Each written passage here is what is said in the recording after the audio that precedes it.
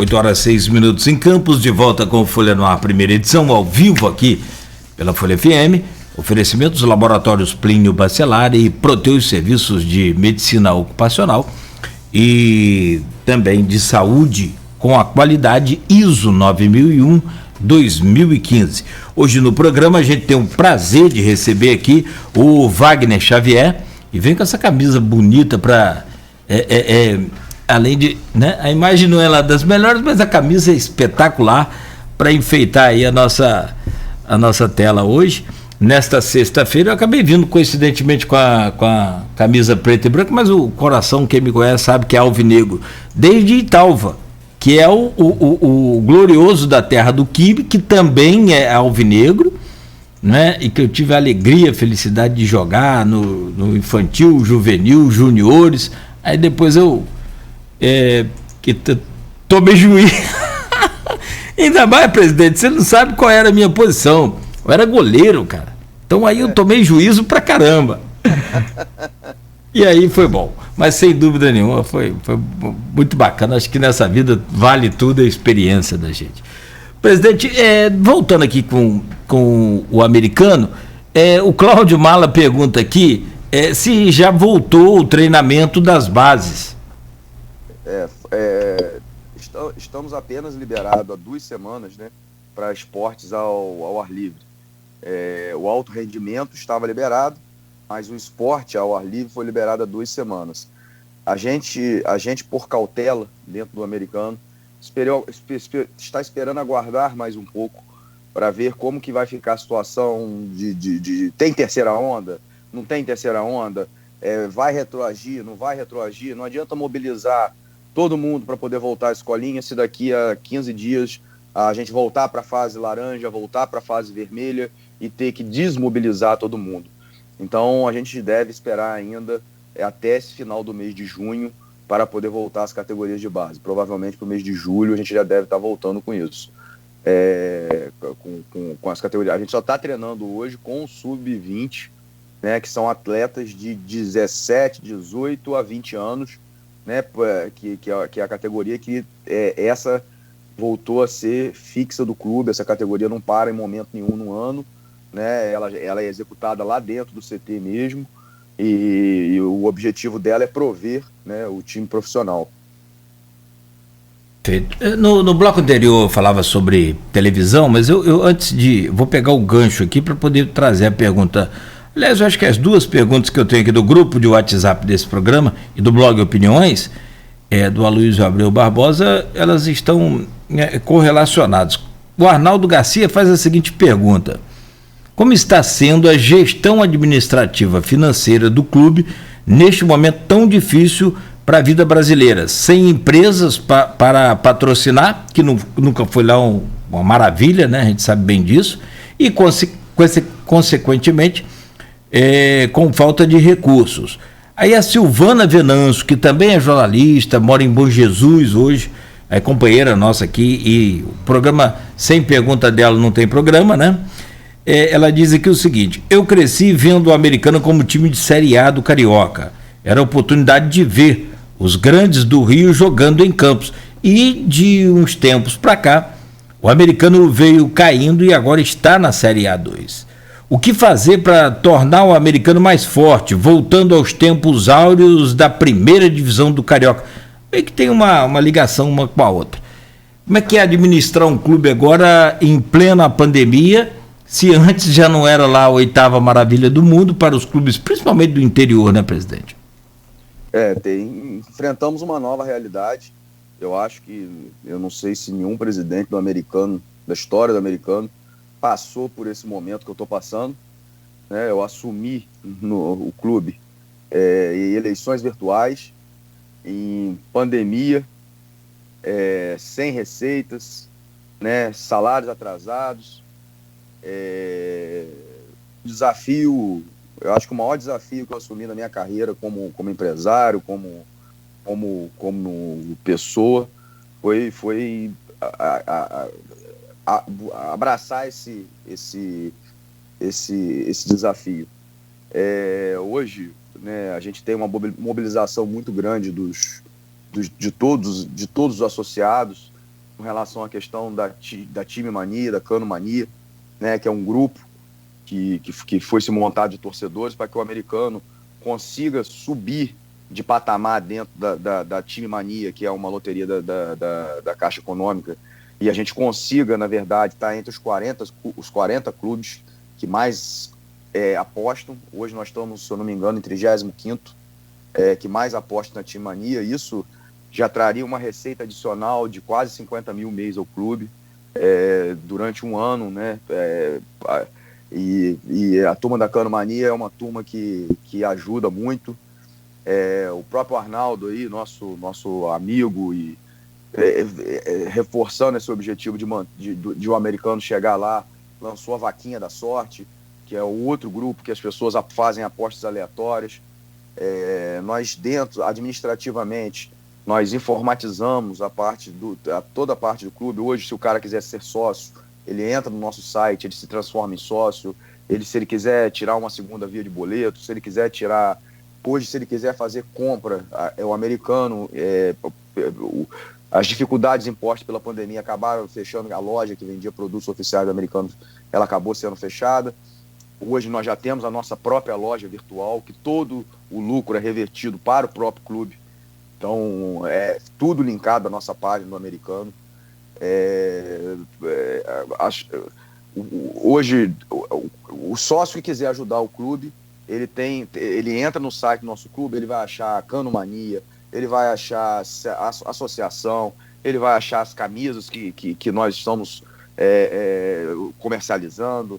Daqui a pouco mais produtos terão personalizados, né? A gente está montando a nossa linha própria e vamos evoluir um pouco nessa linha com a questão de aumentar a receita. Mas a gente hoje ainda vive do apoio de muitos abnegados, de gente que ajuda a gente, né? Diretores, que a gente tem um parente que ajuda a gente com a água, outro que ajuda, o Menezes, que ajuda a gente com compras da DI, também com compras, e o pessoal do Plínio, o Exame, o Ultramed, a parte de exame. A gente consegue muito isso aqui em Campos. Isso é uma coisa muito bacana, porque o escambo, né, a permuta, a gente consegue. Em outras pontas, né, a gente já tem hoje um projeto aprovado para captação de receita junto ao governo federal de 3 milhões e alguma coisa, mas a gente não consegue as empresas justamente que consigam ajudar nesse projeto. Estamos agora preparando um projeto para arrecadação de incentivo de ICMS, que a gente deve entrar no governo do estado. E ICMS a gente já tem aqui bastante gente que recolhe, né? Empresas grandes que não poderiam fomentar o esporte sem ser patrocinadoras sem gastar nada. Então, grandes pagadores de ICM de Campos, como a Rede Superbom, Águas do Paraíba, como outros, né, atacadistas e outros fornecedores poderão aderir a esse projeto nosso, né, para que a gente possa ter no futuro próximo receita. O projeto está em fase de elaboração. Eu já tive uma reunião com o subsecretário de esporte do Rio de Janeiro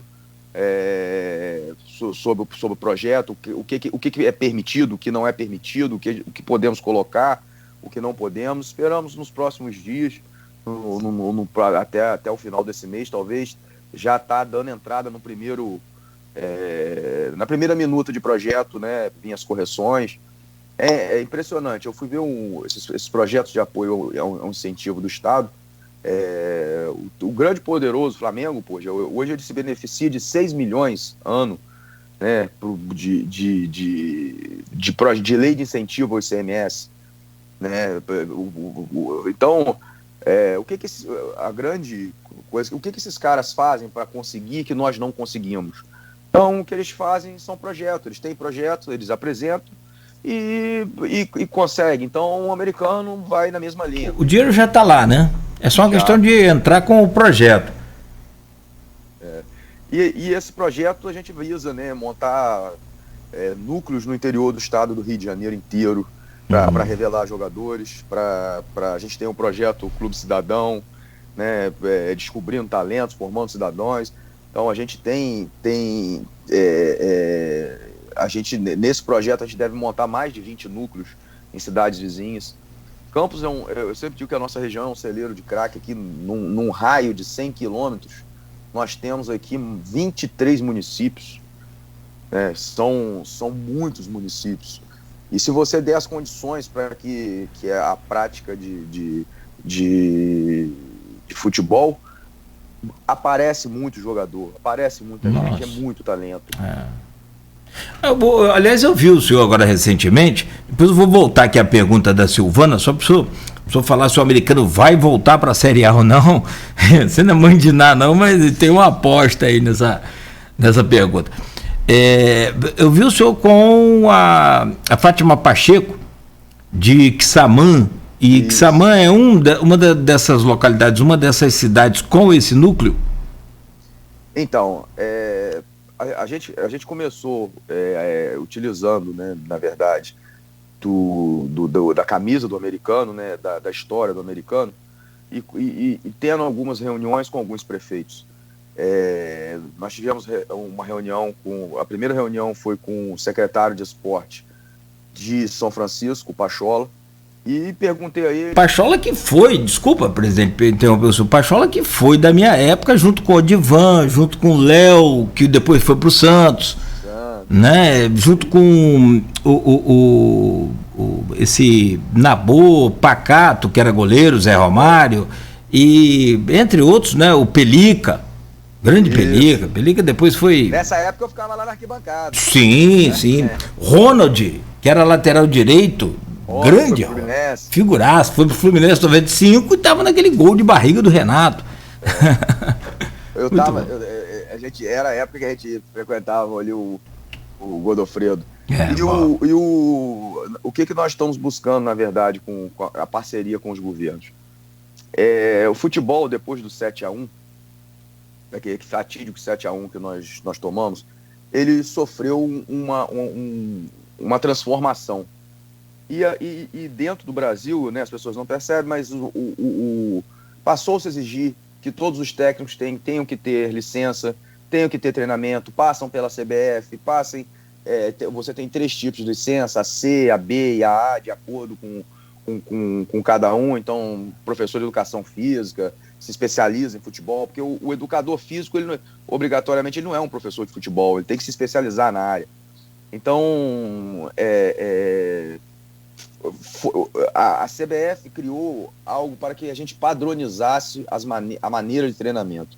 Então, hoje o americano possui no seu staff 2 profissionais com licença A CBF, o preparador de goleiros com licença de preparador de goleiros da CBF, treinado lá dentro da Grande Comari. E isso traz... a gente tem em todas essas cidades, existem núcleos de escolinhas.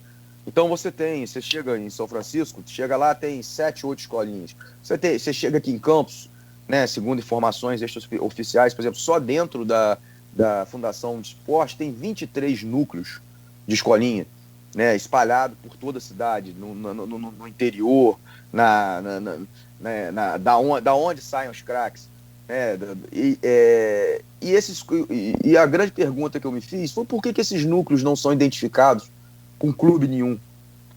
Por que esses núcleos, a quem eles servem, né, na verdade? Porque eu fico imaginando, você tem 23 núcleos aqui em Campos. A prefeitura não poderia, talvez... ninguém está pedindo dinheiro, a gente está pedindo apenas espaço. Ao invés de ter 23 núcleos, olha, eu vou dar 8 para o americano, 8 para o Goitacás, 7 para o campus, e vocês vão treinar esses professores e os professores vão replicar esse modelo nas escolinhas deles. E você, na verdade, passa a ser supervisor daquele projeto junto claro, com a prefeitura. Os núcleos já existem, em que você consegue implantar a metodologia do seu clube, em que você consegue implantar, criar novos torcedores, incentivar, na verdade, que o sonho dele está aqui perto, e não que ele tem que sonhar que ele vai jogar no Flamengo, no Vasco. Não que ele não tenha que sonhar isso, mas que antes existem clubes na cidade que são tradicionais e que podem dar essa projeção que ele espera. E o que a gente acaba se deparando no mercado são treinadores que normalmente são ex-jogadores, que não tiveram talvez uma base curricular, uma base, alguma coisa para poder trabalhar melhor os meninos, e muitos talentos vão se perdendo, e quando ele tem um garoto melhor, ele bota debaixo do braço e diz que o garoto é dele, aí leva o garoto para fazer um teste no Bahia, leva o garoto para fazer um teste não sei aonde, e os clubes de campos morrendo, cada vez mais empobrecidos, e tipo assim, o dinheiro que é investido no esporte não retorna nada para essas instituições. Então, acredito que esses núcleos que já existem hoje, eles deveriam estar identificados com os clubes de campos. Seria algo muito mais valoroso e coisa. E é isso que eu estou fazendo. Porque na verdade, se você me permite interrompê-lo, hoje não deixa de ter a importância, e eu acho muito bacana com todo esse trabalho com essas crianças. Sinceramente, Wagner, eu acho que a gente só conserta esse país a partir de quando a gente começar a entender que a coisa tem que ser respeitar os idosos, acima de tudo, respeitar os idosos primeiro, né? Porque se ele chegou aí à idade maior hoje, né, é porque ele fez por onde, conseguiu. E aqui, por exemplo, na nossa atividade, no rádio, por exemplo, eu só estou aqui porque vários outros profissionais deram colaborar, passar, segurar aqui a peteca, literalmente, para que a gente pudesse estar aqui hoje. Assim como eu vou sair daqui a pouco, porque o novo sempre vem. Então, a partir de quando você envelhece e não tem respeito, a coisa não é exatamente aquele retrato de que a coisa não está certa. E também, quando não se trabalha os jovens, aí a gente tem o resultado que a gente muitas das vezes consegue ver aí. Acho válido o trabalho hoje, como eu disse, mas se é um trabalho para ser lucrativo, porque muitos estão ali para passar o tempo, para, né, se achar na vida, mas outros já estão definidos que vão ser jogador de futebol e pronto.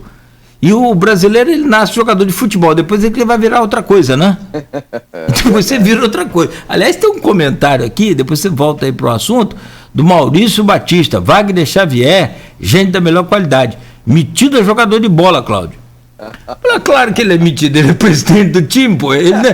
Porque tem aquela história, né, presidente? Quando era criança eu levava a bola, então só tinha pelada se eu jogasse. Agora, no seu caso, você é presidente. Não, mas sou peladeiro de final de semana. Tô meio parado esse ano, mas porque muitas atribulações, claro. Mas sempre gostei de jogar minhas peladas. É bom, muito bom. São Cristóvão, Municipal. Bom, São Cristóvão, então? Aqui, cresci dentro de São Cristóvão jogando bola. Bom, muito bom. Épocas boas. Estamos... a gente tem muito amigo. Eu digo que o futebol principalmente a pelada em si, é um dos maiores meios de interação social que eu conheço. Você entra numa pelada, você não conhece ninguém. Eu sei que no final você já tá com apelido, você já botou apelido em outro, toca aí pé duro, daí não sou muito ruim, e não sei o que e tal. E no final, quando você termina aquela pelada, você já sai de lá com uns 10 amigos. Né? Sim, então, sim. interage muito rápido. Verdade. Presidente, tem outras intervenções aqui na internet, e aí a gente... Só concluindo essa questão da Fátima, como você falou aí, esse trabalho que a gente está fazendo, justamente essa mesma conversa já começou aqui em Campos. Nós já tivemos com o Pachola, com o secretário de esporte de São Francisco. A prefeita avalizou a ideia dos núcleos que a prefeitura, né, tem em São Francisco virarem núcleos de parceria com o americano, em que o americano repassa toda a sua linha de trabalho para os professores e acompanha os professores. E com a proposta que foi feita para a Fátima foi a mesma coisa, porque ela também tem núcleos em Quissamã, o time profissional dela está parado, ela vai voltar também com os núcleos de escolinha, e esses núcleos irem se transformando em núcleos do americano, para que amanhã a gente possa colher frutos dessas parcerias. Perfeito, não tenha dúvida, eu acho que vale muito isso aí. Mário Filho está mandando aqui um bom dia, saudações alvinegras. Maurício Batista volta a falar aqui, eu sou americano, fiquei triste pela venda do patrimônio do centro, pelas péssimas administrações, de modo que afastou os torcedores com todos os problemas, o Goytacazes não vendeu. Acho que pode falar sobre isso também.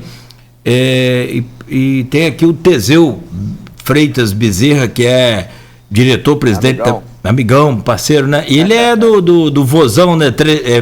Torcedor do Ceará. E, consequentemente, o Ceará é preto e branco também, né? Preto e branco. Ele tá falando aqui fez aniversário um dia depois da gente, 107 anos. É um dia mais novo que a gente. O Ceará? O Ceará. Ah, legal. Nós fizemos 107 na terça, ele fez 107 na quarta, se eu não me engano. Uhum. Mas o Teseu tá mais novo um pouco. Mas não joga bola também não, Teseu, joga nada, né? Nunca vi, não. Ele deve jogar basquete, que ele é grandão, né? E olha lá. Bom, mas, presidente, são 8h27, pra gente fechar esse bloco, essa questão de TV que eu falava agora há pouco, pra gente acompanhar os jogos do americano, o Arnaldo até anunciou que vai transmitir também, tem o Evaldo Queiroz, que é nosso brilhante companheiro de rádio, vai transmitir também, naturalmente, né? Pela Craques da Bola, enfim. Mas e a TV americana? Como é que está esse projeto? E eu quero saber o mando de campo também da americana vai ser onde? Você vai mandar aonde esses jogos? Então, foi permitido, né, devido a essas mudanças contratuais, sai de uma emissora, vai para outra, foi liberado para que o clube mandante possa transmitir os seus jogos. E os clubes que queiram podem solicitar ao clube, ao outro, para poder transmitir também. Esse primeiro jogo nosso será transmitido pela TV Duque, né, que é o canal no YouTube da TV Duque, de Duque de Caxias. O jogo será amanhã às 15 horas da tarde. O nosso mando de campo, como sempre, nós vamos mandar lá em Cardoso Moreira, com o nosso amigo Renato Jacinto lá, e vai ser todos os jogos nossos em casa, pelo menos a informação que eu já tive, que toda a primeira fase nossa, todos os jogos serão transmitidos. Então, quando a gente jogar em casa, será transmitido pela Cano TV, e quando a gente jogar em Duque de Caxias, TV Duque, e se eu não me engano, o Arte Sul também já liberou a transmissão. A minha dúvida do Arte Sul é se serão nós que vamos transmitir o Arte Sul, ou se vai ser a TV Arte Sul que vai transmitir, mas já está acordado que todos esses 5 jogos da primeira fase, eles vão passar pelo YouTube. E agora também não tem volta mais essa questão da internet, né? Não tem jeito. Agora, presidente, e só para encerrar então, a gente vai para o intervalo agora, e no próximo bloco tem uma pergunta até do Jorginho, lá do Jardim Carioca. É interessante, eu quero falar sobre isso, a gente deixou justamente para esse bloco final. Ele diz aqui, como está a relação Americano-Imbeg Prefeitura para o término das obras do estádio? Jorginho da Força Jovem. Próximo bloco só me responde essa pergunta e a gente entra nesse tema aí de obras aí do CT e toda essa estrutura aí. Como é que está o andamento disso tudo aí? São 8h30, nós vamos a um breve intervalo. O oferecimento do Folha no Ar primeira edição, dos laboratórios Plínio Bacelar e de Proteus Serviços de Medicina e de Saúde, né, e Medicina Ocupacional, com a qualidade comprovada, certificada pelo ISO 9001-2015.